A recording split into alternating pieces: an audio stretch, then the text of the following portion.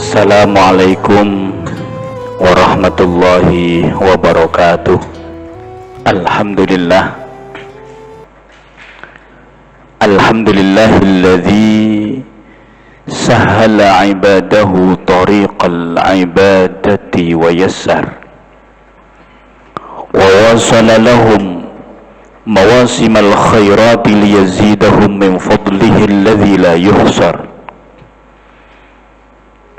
Asyhadu an la ilaha illallah wahdahu la syarika lah, syahadatan tu'amminu sahibaha yawmal faza'il akbar.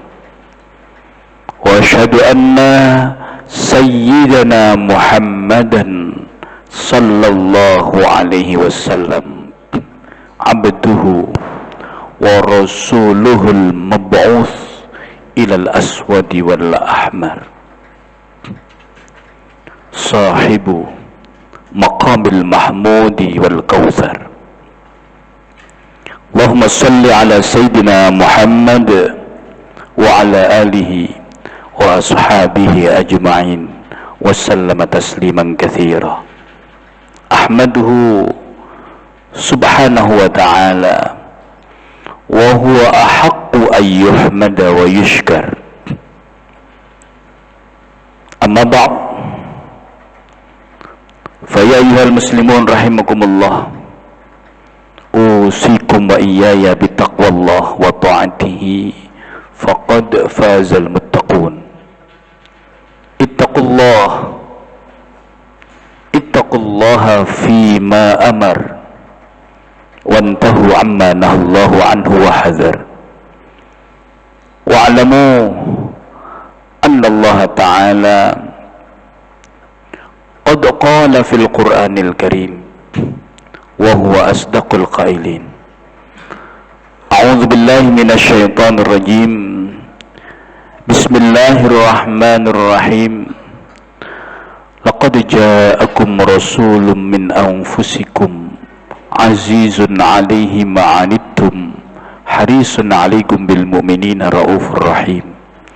Fa in tawallaw faqul hasbiyallahu la ilaha illahu 'alaihi tawakkaltu wa huwa rabbul 'arsyil 'azim. Shadaqallahul 'azim wa sadaqa rasuluhun nabiyul karim wa nahnu 'ala dzalika minasyahidina wasyakirin. Hadirin jamaah salat Jumat rahimakumullah, mari bersama-sama kita ikuti wasiatullah selaku khatib di siang hari ini menyampaikan, mari bersama-sama kita tingkatkan takwa kepada Allah bimtithalil awamir wajtinabin nawahi, dengan kita mengerjakan semua yang telah Allah subhanahu wa ta'ala tunjukkan kepada kita, agar kita semua mengikuti petunjuknya di dalam mengerjakannya. Dan perintah Allah untuk mengerjakan ini, kita semua tidak dibebani terkecuali hanya sebatas maksimal kemampuan kita. Berbeda dengan larangan-larangan Allah subhanahu wa ta'ala yang kita semua harus patuhi. Perintah untuk meninggalkan sesuatu, tidak ada tawar-menawar terkecuali hanya agar supaya kita semua memiliki kemauan.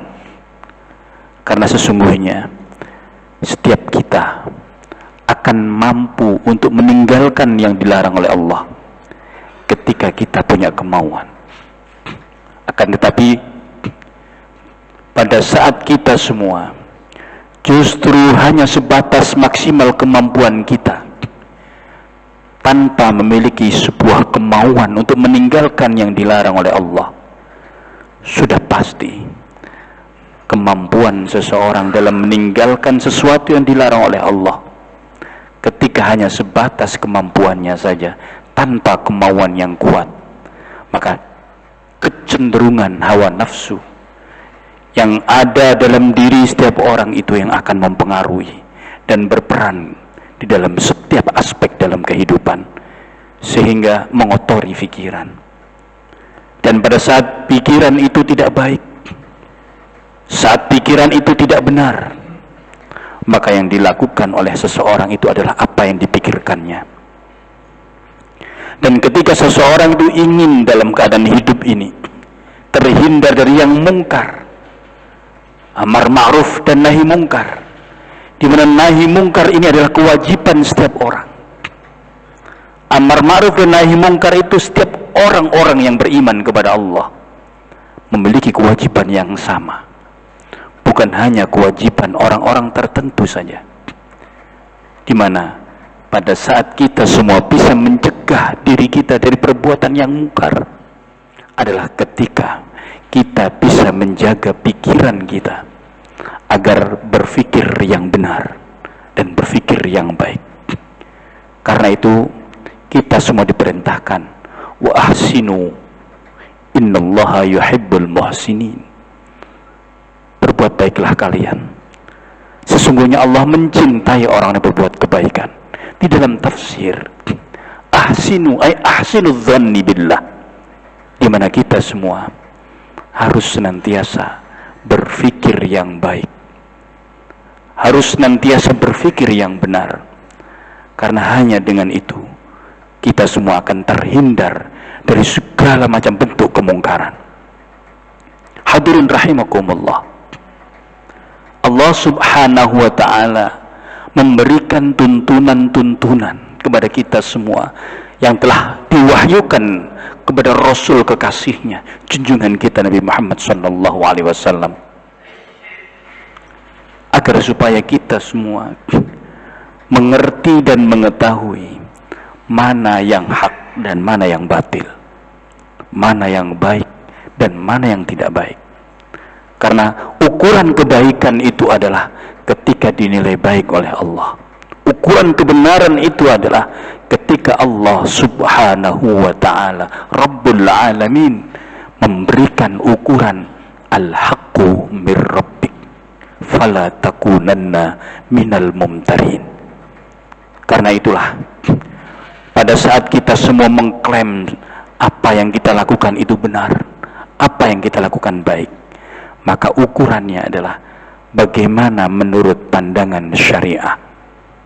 Oleh karena itulah kita semua tahu Allah subhanahu wa ta'ala memberikan tuntunan, ada yang fardu, ada yang sunnah, ada yang makruh, ada yang mubah, dan ada yang haram. Ketika seseorang itu mengerti ada yang fardu, yang wajib, maka para ulama memberikan penjelasan secara gamblang kepada kita. Yang fardu itu ada yang zahir dan ada yang batin, di mana perintah untuk mengerjakan sesuatu sebagaimana sholat misalkan, maka itu berarti perintah itu adalah zahir, karena sholat bisa dilihat. Perintah meninggalkan sesuatu itu berarti adalah hal yang zahir, karena pada saat kita meninggalkan sesuatu, maka sesuatu yang kita tinggalkan itu bisa dilihat, zahir adanya. Akan tetapi pada saat seseorang itu tahu yang difardukan oleh Allah bukan hanya yang zahir-zahir saja, perintah mengerjakan atau perintah meninggalkan, maka kita semua harus tahu apa yang difardukan oleh Allah dalam batin itu. Yang pertama, al-ilmu billah. Yang kedua, al-hubbu lahu. Kemudian yang ketiga, at-tawakkal alaihi. Dan yang keempat, al-khawfu minhu. Dimana pada saat kita semua tahu dimana yang fardu itu pada saat ditinggalkan adalah berdosa, pada saat dikerjakan pahalanya sangat besar, menjadikan kita semua orang yang selamat dunia dan akhirat, menjadikan kita semua mendapatkan rahmat dan ridho dari Allah subhanahu wa ta'ala. Karena itu Imam Ghazali menggambarkan bahwa al-fardu ra'sul mal. Yang fardu itu adalah modal.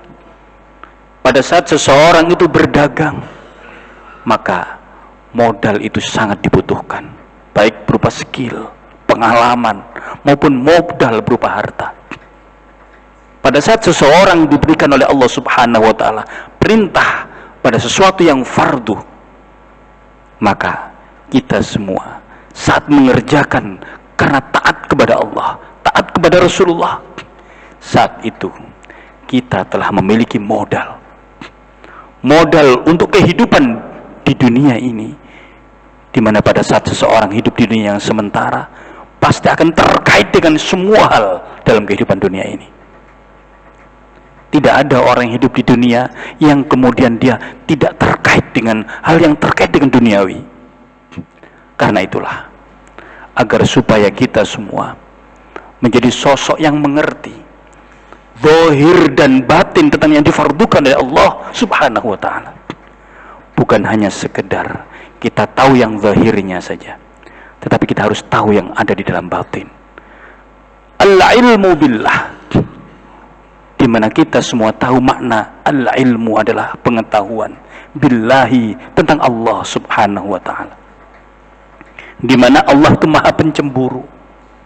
Pada saat kita semua di dalam kehidupan ini seharusnya mengenal kebesaran Allah dengan ayat-ayat Allah, dengan semua yang telah Allah Subhanahu wa Ta'ala tunjukkan, baik ayat yang ada dalam kitab suci Al-Quran sebagai kalamullah, maupun ayat kauniyah, ayat di mana semua yang terjadi adalah merupakan tanda adanya Allah Subhanahu wa Ta'ala, tanda kekuasaan dan kebesaran Allah. Karena itulah, agar supaya pada saat kita semua mengenal Allah, saat kita temukan Allah di dalam semua hal yang sedang kita kerjakan, maka di situ pasti kita akan menemukan ketentraman di dalam kehidupan kita, kesejahteraan dan kemakmuran pasti akan mudah diwujudkan pada saat jiwa kita menjadi jiwa yang telah Allah Subhanahu wa Ta'ala warnai dengan rahmat, warnai dengan hidayah. Sibghatallah, wa man ahsanu minallahi sibghah, wa nahnu lahu abidun. Sibghatallah, celupan Allah, artinya pewarnaan dari Allah, cetakan Allah. Ketika kita semua senantiasa mengikuti petunjuk dari Allah, pada saat kita semua melakukan satu aktivitas apapun dalam kehidupan ini, saat di sana kita menemukan Allah, maka Allah Subhanahu wa Ta'ala akan menjadikan sesuatu yang kita jalani itu mendatangkan keberkahan, menjadikan akibat yang baik setelah kesudahan daripada seseorang itu melakukannya. Karena pada saat kita semua diberikan keberkahan, maka maknanya adalah ziyadatul khair, bertambahnya kebaikan. Kebaikan bukan ukuran syahwat, bukan ukuran nafsu manusia.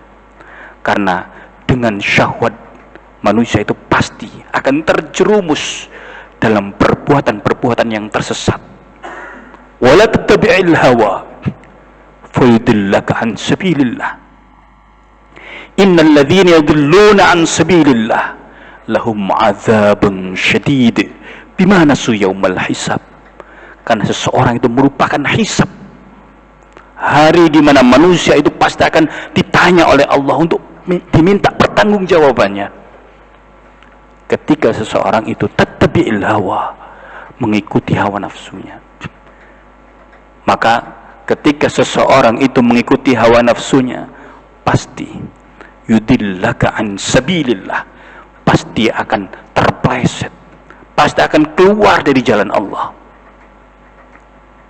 Innal ladzina yudilluna an sabilillah, sesungguhnya orang yang tersesat dari jalan Allah, lahum adzabun syadid, bagi mereka azab yang sangat pedih, bima nasu yaumal hisab. Oleh karena itulah Allah Subhanahu wa Ta'ala jadikan segala sesuatu dalam kehidupan ini dengan ukuran-ukuran yang telah Allah berikan. Allah berikan rezeki Saat kita mensyukuri rezeki dari Allah itu, kita akan peruntukkan rezeki itu seperti apa yang telah Allah subhanahu wa ta'ala tunjukkan kegunaan rezeki tersebut. Digunakan sebagaimana yang semestinya, itulah orang bersyukur kepada Allah. Pada saat seseorang itu senantiasa mensyukuri nikmat Allah, ini seseorang sedang al-ilmu billah. Bahkan Rasulullah Muhammad sallallahu alaihi wasallam beribadah kepada Allah sampai kakinya bengkak. Kemudian para sahabat, "Ya Rasulullah, taf'alu hadza?" Engkau mengerjakan seperti ini wahai Rasulullah. Bukankah engkau telah dijamin masuk surga? Bukankah engkau telah dijamin menjadi orang yang terbaik, diampuni semua dosa-dosamu, kesalahan-kesalahanmu, karena engkau gak mungkin salah, karena engkau adalah makhluk yang diciptakan oleh Allah terbaik, maksum, dijaga dari kesalahan dan dosa. Kemudian jawaban Rasulullah, "Afala akuna abdan syakura?" Apakah aku tidak suka kalau aku ini menjadi hamba Allah yang bersyukur, katanya. Karena itulah al-ilmu billah, ketika pada saat dijelaskan, akan sangat luas, mencakup semua hal. Kita semua harus senantiasa menemukan Allah dalam semua yang telah ditetapkan oleh Allah menjadi jalan dalam hidup kita. Karena itulah yang akan menghantarkan kita menjalankan sesuatu yang fardu sebagai ra'sul mal, sebagai modal, kata Imam Ghazali. Kemudian yang kedua, al-hubbu lahu. Kita semua harus senantiasa cinta kepada Allah. Hubbun, cinta. Pada saat seseorang itu mencintai Allah, Nabi Muhammad mengatakan, sebagaimana yang telah Allah wahyukan kepada beliau, "Qul in kuntum tuhibbunallaha fattabi'uni yuhibbukumullah wa yaghfir lakum dzunubakum." Katakanlah wahai Muhammad, jika kalian itu mencintai Allah, fattabi'uni, ikuti saya. Maka pada saat kita semua mengambil uswah, mengambil keteladanan dari Rasulullah sallallahu alaihi wasallam yang telah dijadikan oleh Allah sebagai tolak ukur, agar supaya kita semua mengerjakan segala sesuatu mencontoh Nabi Muhammad sebagai figur, agar supaya pada saat kita melakukan sesuatu sesuai dengan ukuran yang benar. Jangan sampai kita mengukur sesuatu dengan alat ukur yang salah atau bukan dengan ukurannya. Maka pasti ketika kita mengukur dengan alat ukur yang salah, alat ukur yang sudah rusak, atau menggunakan sesuatu yang bukan ukurannya, pasti akan terjadi banyak ketimpangan, pasti akan banyak sekali kekeliruan. Al-hubbu, pada saat kita semua mencintai Allah, mengikuti Rasulullah sallallahu alaihi wasallam, maka kita semua bersyukur kepada Rasulullah sallallahu alaihi wasallam. Bersyukur telah diutus kekasih Allah, junjungan kita Nabi Muhammad sallallahu alaihi wasallam. Bersyukur kepada Allah yang diutus adalah manusia, bukan jin, bukan malaikat, sehingga kita mudah mencontohnya. Pada saat kita mencontoh bagaimana cara makan, bagaimana cara bekerja, bagaimana cara kita melangkahkan kaki, semua hal dalam kehidupan ini telah Allah subhanahu wa ta'ala tunjukkan kepada kita. Maka wajib hukumnya kita semua mencintai Rasulullah Muhammad sallallahu alaihi wasallam. Oleh karena itu, sebagaimana yang telah kita semua ketahui, kita sering sekali mengungkapkan rasa cinta kepada Rasulullah sallallahu alaihi wasallam dengan hal-hal yang menggembirakan, perayaan-perayaan. Namun sering sekali kita semua melupakan fardu, di mana cinta kepada Rasulullah yang fardu kita semua adalah ittiba. Saat kita melakukan apapun, kita ittiba kepada Rasulullah, kita senantiasa mengikuti beliau. Maka dengan ittiba kepada Rasulullah, yang kita lakukan menjadi sunnah, yang kita lakukan menjadi terbukanya pintu rahmat Allah. Kemudian yang ketiga, at-tawakkal alaih. agar supaya kita semua tahu yang difardukan oleh Allah secara batin adalah agar kita senantiasa bertawakal hanya kepada Allah.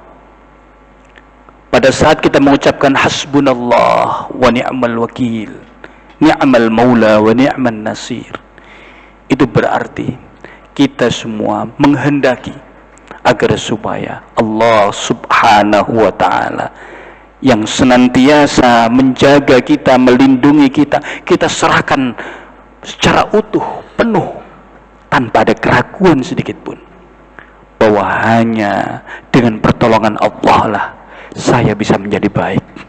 Hanya dengan kehendak Allah lah saya semua mendapatkan apa yang menjadi kesenangan, mendapatkan apa yang menjadi impian dan harapan. Pada saat seseorang itu benar tawakalnya kepada Allah, pasti hatinya akan menemukan ketenangan, karena Allah subhanahu wa ta'ala yang akan mencukupinya. Maka ketika seseorang itu beribadah kepada Allah hanya di pinggir-pinggirnya saja, dia hanya menemukan ketenangan dalam hatinya saat dia mendapatkan nikmat-nikmat Allah. Tapi pada saat terdapat ujian, liku-liku dalam perjalanan hidupnya, maka dia tinggalkan apa yang telah menjadi aturan-aturan Allah. Tidak mau dia bersandar kepada Allah. Padahal ketika kita mau sholat itu semua hal diawali dengan takbir, gerakan-gerakannya juga pada saat kita berpindah harus kita ucapkan di sana kebesaran Allah subhanahu wa ta'ala. Kita semua bertakbir pada saat intiqal, pindah dari satu gerakan ke gerakan yang lain. Itu tandanya bahwa Allah subhanahu wa ta'ala maha besar. Kita melihat angkasa, di mana langit itu ada langit satu, langit yang kedua, sampai langit yang ketujuh, di mana jarak perjalanan langit yang ke satu dengan langit yang kedua adalah 500 tahun perjalanan. Begitu besarnya. Pada saat kita naik pesawat, kita melihat angkasa di sana. Begitu besarnya kekuasaan Allah. Maka kita semua ini sangat kecil, kita sangat remeh, tidak mampu berbuat apa-apa tanpa pertolongan Allah. Maka pada saat kita semua bersandar kepada selain Allah, berarti kita bersandar kepada sesuatu yang lemah, sesuatu yang rapuh, yang tidak akan mampu menolong kita. Karena itulah, agar supaya kita semua bisa mengerti, Allah perintahkan afala tubsirun wa fi anfusikum afala tubsirun. Yang ada dalam diri kamu itu apakah tidak kamu semua melihat? Di mana pada saat seseorang itu bersandar dengan kesehatannya misalkan, betapa banyak orang yang sehat walafiat hanya karena digigit nyamuk saja, lantas kemudian dia jatuh sakit. Banyak orang yang bersandar dengan jabatannya, betapa banyak orang yang tiba-tiba kehilangan jabatannya. Betapa banyak orang yang bersandar dengan harta dan kekayaannya, ternyata dia nggak mampu berbuat apa-apa dengan harta dan kekayaannya ketika saat dia tertimpa satu cobaan, satu musibah, atau ketika dia kehilangan hartanya. Karena itulah kita semua harus mengenal Allah, harus mencintai Allah, harus senantiasa bertawakal kepada Allah subhanahu wa ta'ala. Kemudian yang keempat, al-khawfu minhu. Kita semua harus senantiasa takut dengan ancaman Allah subhanahu wa ta'ala.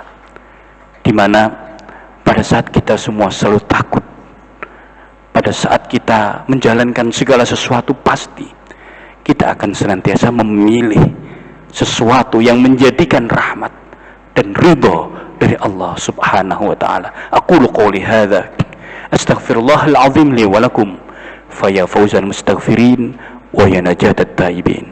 Barakallahu li wa lakum fil Qur'anil azim wa nafa'ani wa iyyakum bima fihi minal ayati wa dhikril hakim wa taqabbala minni wa minkum tilawatahu innahu huwal ghafurur rahim. Alhamdulillah, alhamdulillahi ala ma aujaba hamdah, asyhadu أن لا إله إلا الله وحده لا شريك له وأشهد أن سيدنا محمدا صلى الله عليه وسلم عبد رفع مجده ورسول أنجز وعده. اللهم صل على سيدنا محمد وعلى آله وأصحابه أجمعين وسلم تسليما كثيرا. أما بعد فيا أيها المسلمون رحمكم الله، أوصيكم وإياي بتقوى الله وطاعته فقد فاز المتقون. اتقوا الله حق تقاته ولا تموتن إلا وأنتم مسلمون. واعلموا أن الله تعالى صلى على نبيه قديما، فقد قال الله تعالى: إن الله وملائكته يصلون على النبي يا أيها الذين آمنوا صلوا عليه وسلموا تسليما. اللهم صل على محمد. اللهم صل على الأنبياء والمرسلين وأهل طاعتك أجمعين واجعلنا منهم يا أرحم الراحمين. اللهم اغفر للمسلمين والمسلمات والمؤمنين والمؤمنات الأحياء منهم والأموات إنك سميع قريب مجيب الدعوات يا قاضي الحاجات يا غافر الذنوب والخطيئات. ربنا أعنا على ذكرك وشكرك وحسن عبادتك. ربنا هب لنا من لدنك رحمة وهيئ لنا من أمرنا رشدا. ربنا آتنا في الدنيا حسنة وفي الآخرة حسنة وقنا عذاب النار وأدخلنا الجنة مع الأبرار يا عزيز يا غفار يا رب العالمين. عباد الله، إن الله يأمر بالعدل والإحسان وإيتاء ذي القربى وينهى عن الفحشاء والمنكر والبغي يعظكم لعلكم تذكرون. اذكروا الله العظيم يذكركم واشكروه على نعمه يزدكم واسألوه من فضله يؤتكم ولذكر الله أكبر.